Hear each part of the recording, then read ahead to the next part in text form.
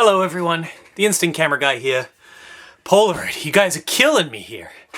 It seems that every time there's like some kind of big, well, actually like decent news announcement, I'm always busy doing something else, like I'm going to a wedding, or I'm going away, or I'm doing family stuff, and that's exactly the case today. So, as you guys are probably aware, Polaroid has released a new camera called the Flip. I am going to be so chock-a-block busy doing a whole bunch of different things over the next few days.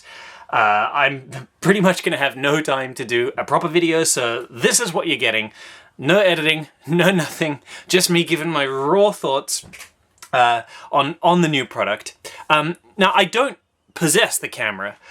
A lot of you have slid into my DMs or messaged me on Reddit, where I post very often on r/Polaroid.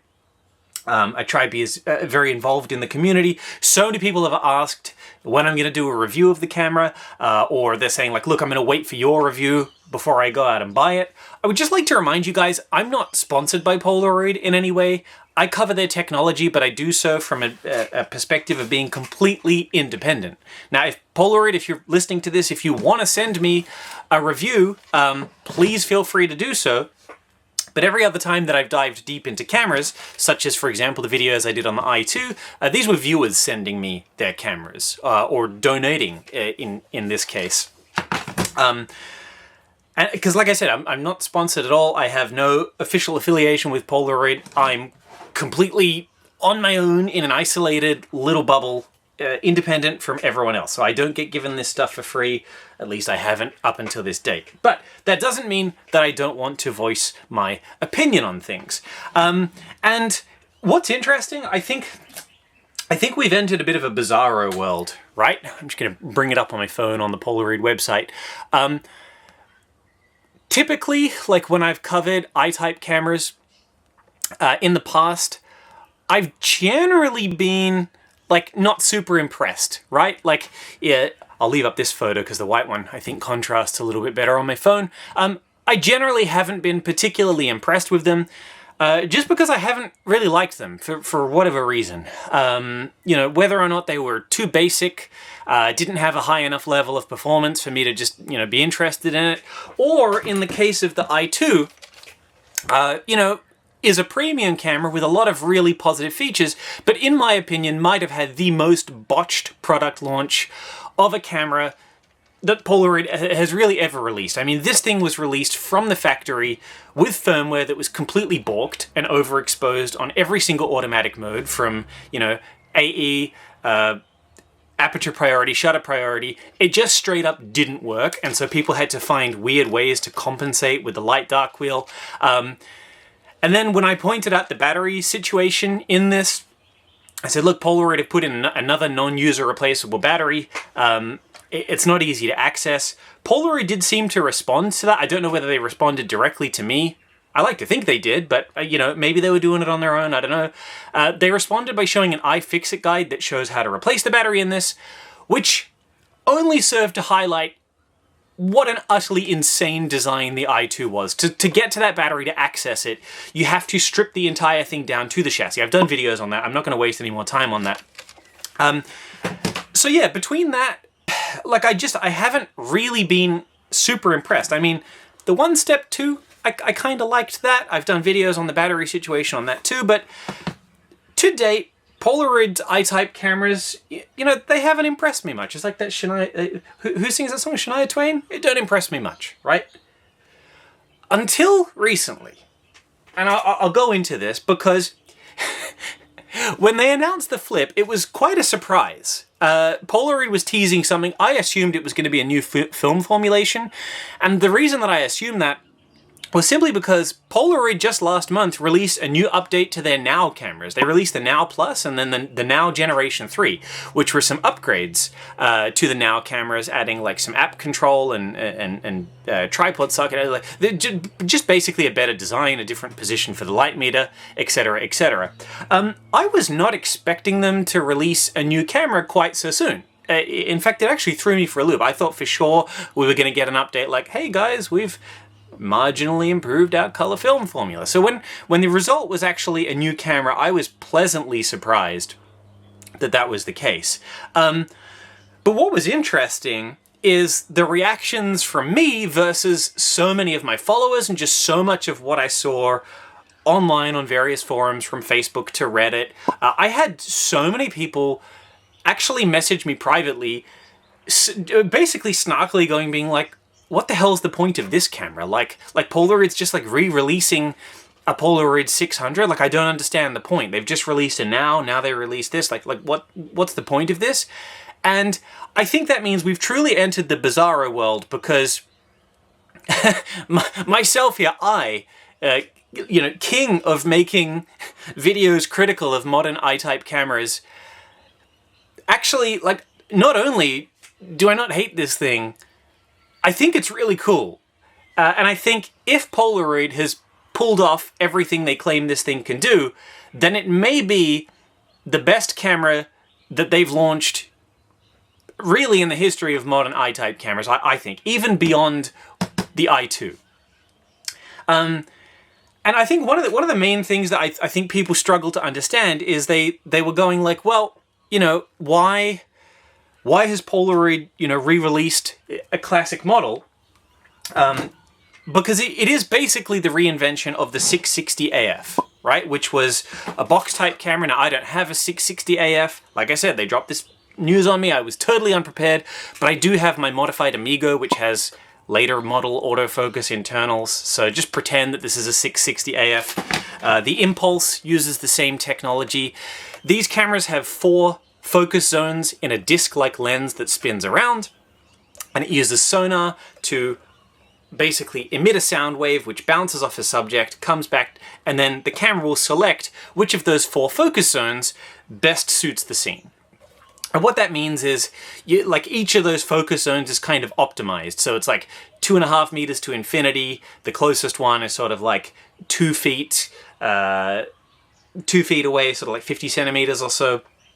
And what that means is you end up getting very sharp images regardless of sort of the subject distance. Yes, there will be a sweet spot with each of those focus zones, but you never it doesn't really matter. Like, the diminishing returns between that and a continually focusing lens when you're shooting instant film, it's not such a great issue, right? And I've always said that in terms of the Impulse series, the Impulse AF, in terms of Polaroid's autofocusing box cameras, I've always maintained these things are the best bang for buck that you could buy, right? If you want to shoot an old instant camera, they're very reliable, they're insanely sharp performance. In my humble opinion, these are about, 80% of the way there, compared to an SX70. They're very, very, very sharp.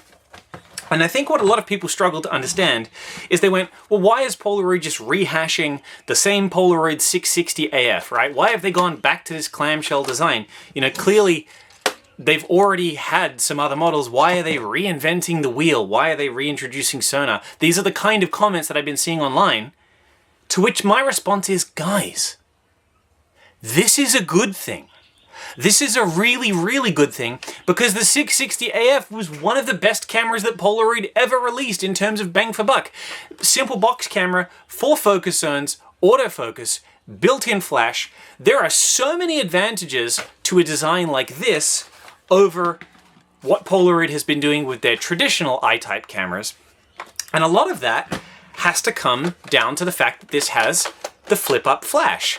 Now, what a lot of you might not realize is the reason that this flash sits up here like so, and the reason that it folds down is this is the easiest, this is like a really great design because it gives you this huge space in the top to put the flash circuitry.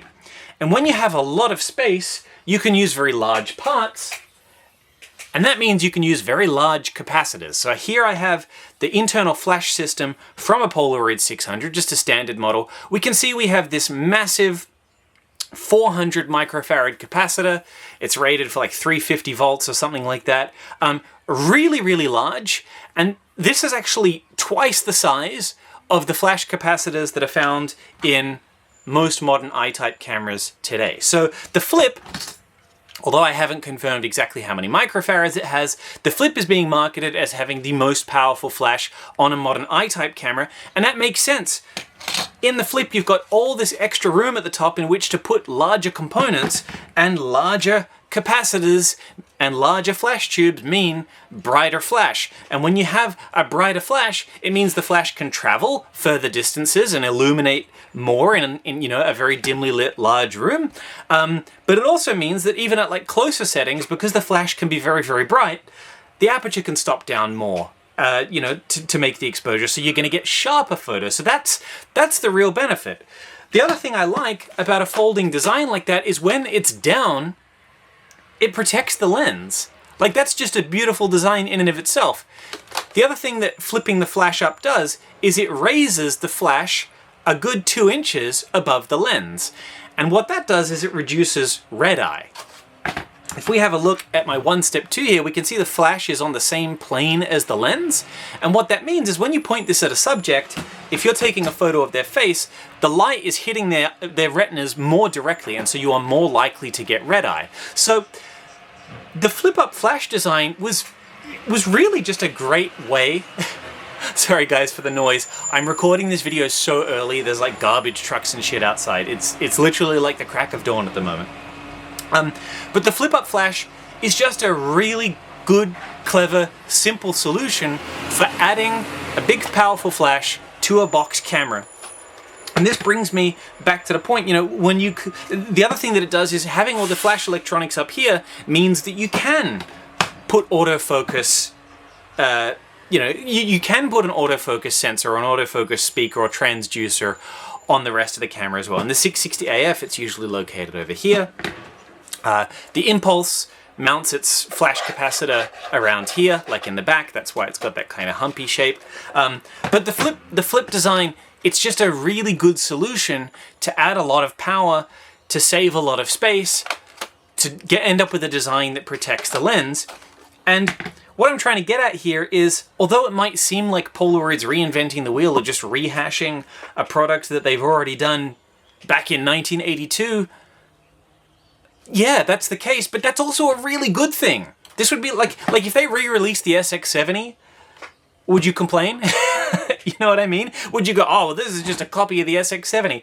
They've literally copied one of their best cameras that they ever produced, made it modern, added some extra quality of life features like app control and manual, double exposure mode. They've added, I think you get some manual control over settings and a remote timer release and that kind of stuff.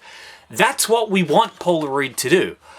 I think up until now they've been so focused on, trying to break the mold and invent their own solution, and what we've ended up with is cameras that are kind of just sort of half-baked. So I've had a few influencers contact me that have possessed the Flip before it was publicly announced, and they've sent me some sample photos, and honestly, obviously they're probably sending me the better sample photos, but for a lot of scenes, it seems almost just as capable as what the I-2 is doing, but for a fraction of the price. The I-2, when it was launched, was a $600 camera. The Flip is like a $200 camera, which is mind-blowing. It's like a third of the launch price, but the new Flip seems to do, realistically, most of what the I-2 does. Now, you can argue that the I-2, okay, yes, you do get true aperture, you do get true shutter speed. And I say this as someone that refurbishes manual control SX70s that also give you some control over the, aperture and shutter speed. I do this with the SX70R PCB. I mod these things to give you some manual control. Who cares? It's a Polaroid. Why are you faffing around with aperture and shutter speed? Besides, this thing only has a maximum of f8 and a shutter speed that goes up to 1/250th. Other than some studio environments, if you're a true professional photographer, who really cares? Polaroid cameras are traditionally snapshot cameras. They were literally designed to press a button, take photo, camera does the work for you. And that's where I believe the majority of the effort should be put in to the design. As I said, the benefit from the new SX70R PCBs that I install for clients is they're 600 speed by default, they're super accurate, and you get great exposures, the manual settings are a bonus. And that's how I feel about the I-2 as well. I feel like, okay, sure, it does all the manual stuff, but who cares? Like so what? The fact that the Flip has the 4 autofocus zones, has a really powerful flash, but most importantly is literally a third of the launch price, for me makes it a no-brainer. Like if someone was like, what modern Polaroid camera would you recommend? I'm for sure going to recommend the Flip. In my opinion, it's not worth paying $50 less and getting a Now. It's not worth the extra cost, in my opinion, of shelling out the extra for the I-2. Just get the Flip. If you guys are familiar with tech products, this kind of reminds me of like graphics cards, right? When Nvidia released the 40 series and they were super revolutionary, and like their flagship model was the 4090, the pinnacle of performance. But like there was a whole bunch of problems at launch and it was like melting cables and catching fire. Well, maybe the Now could be the, RTX 4060, but then the Flip is like, the 4070 XT with overclocking potential. And the bang for buck from that is better than the bang for buck for the 4090. You know what I mean? It's just like, do the few extra features you gain from the really high performance I-2 outweigh what you could get from the new Flip? Like, I don't think so. Like, if I had to go out and spend my money on a new I-type camera, I'm for sure going to choose the Flip. It just seems like a better option in just about every single way. None the least of which is the battery. Now, I want to talk about that because Polaroid is making a bit of a show and dance at the moment, advertising the Flip as having a battery that's easier to replace. And I'm sure that I had something to do with that because I've done so many videos on the I-2. Just to recap, the I-2 is abysmal. Whoever designed this, you are bad and you should feel bad. This is terrible. To recap, 62 steps to access the battery. You have to strip this thing down to the chassis, every body panel off, door off, everything off, viewfinder off, autofocus assembly off, shutter assembly off to access the battery that's underneath. Absolutely lunacy. Insane. Just crazy. I proved that you could put a little door there to give it access. There's absolutely no need that it had to be so convoluted. One of the worst designs I've ever seen, truly. Even now that they've fixed the firmware issues that caused the overexposure, the design of this is so egregious for a $600 camera to come with a battery that you can't replace on your own easily is just insane. Now, the Flip they're advertising as being easier, right? Ben from In an Instant actually emphasizes this. So I believe that what happened is Ben went to some kind of like a showing at New York. I'm just going to play the video. Even a screw mount. The camera works via a rechargeable battery that sits within the camera, and although it doesn't freely pop out if it needs to be replaced, it is now situated in a much simpler location than prior cameras for swappability. There's a single screw in the back you can kind of see down there. If you take that one screw out, then you can just pop this little back panel off and the battery's right here. All right. Now, I can't tell you how many people sent me timestamps to that video link. Like, I watched that video late last night because it was nighttime in Australia. I literally watched it before I went to bed and then I couldn't sleep. Yes. But. So, here's the deal. They're making out like that's a new design. When I first saw photos of the Flip, I said, hey, that's basically the same chassis as the Polaroid Now. Now, I had someone involved with Polaroid basically tell me like, no, it's completely different to the Now. It's a radically new camera. And I was like, I don't know, man. Chassis looks very similar to the Polaroid Now. Even if it is different, the way it's constructed, I said it looks similar. And seeing Ben's video, that definitely confirmed my suspicions. The way that the Now is designed, and again, I don't have a Now. I actually repaired one not that long ago, only last month, for a client of mine in Texas. I took some photos. They're on my phone somewhere. The way the Now works is there's kind of a seam that goes around the camera like that. You put a very long screwdriver, you remove one screw, and then there's a whole bunch of clips that you got to remove, and then the entire rear shell comes off. And then you can access the battery. I don't know if I can't remember if you also have to take the front panel off to get the clip out. I think you did. But anyway, the Now was released around 4 years ago. The new Flip has the same design, so I would hardly call it like a revolutionary single screw design. Like, I don't want to sound too much like a negative Nelly here, but I think this is a little bit of greenwashing. This is a little bit of like, well, the I-2 was super egregious. This screw, this new Flip camera only has 1 screw to remove instead of like 800 screws to remove. Okay, it's not quite that simple. It is 1 screw, yes, but there's a whole bunch of clips, and then you got to slide it off. I don't think that Polaroid has used a full-size JST connector. I think they've used a mini JST connector, which will mean that you're probably still limited to sourcing your batteries from Polaroid instead of, you know, just generic third-party designs, unless you crack out a soldering iron and solder on different connectors. If you want an example of what I'm talking about, just search for my video where I looked at the Polaroid 1 Step 2. I did a video recently converting these to take generic batteries. So what I will say is, no, it's technically user replaceable. Technically, the I-2's battery is user replaceable. But for me to consider something truly user replaceable, I think the battery has to be, number one, easy to get to.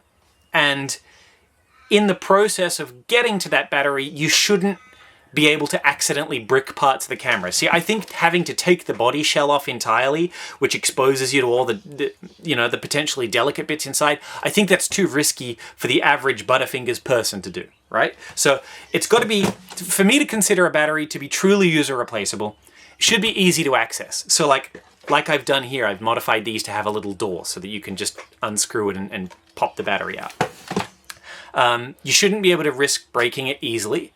But secondly, most importantly, you should easily be able to go source a battery, right? You shouldn't have to rely on OEM manufacturers who have, the exact plug design that you need because, well, what if something happens to Polaroid and, you can't source the batteries? It just makes it a bit trickier. So I like to see things easy to access, but also a battery design that is relatively standardized. Now, pouch shell designs are standardized, but the plug that connects them in isn't.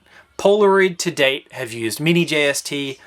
The rest of the world all uses full-size JST. Yes, you can solder up adapters. Yes, you can snip and solder leads.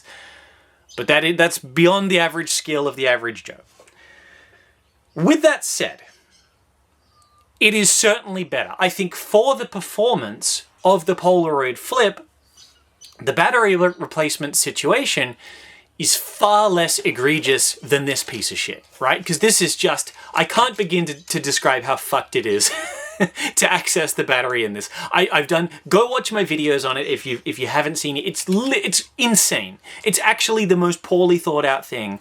And comparing it to the Flip makes me more mad at how insane the I-2 is.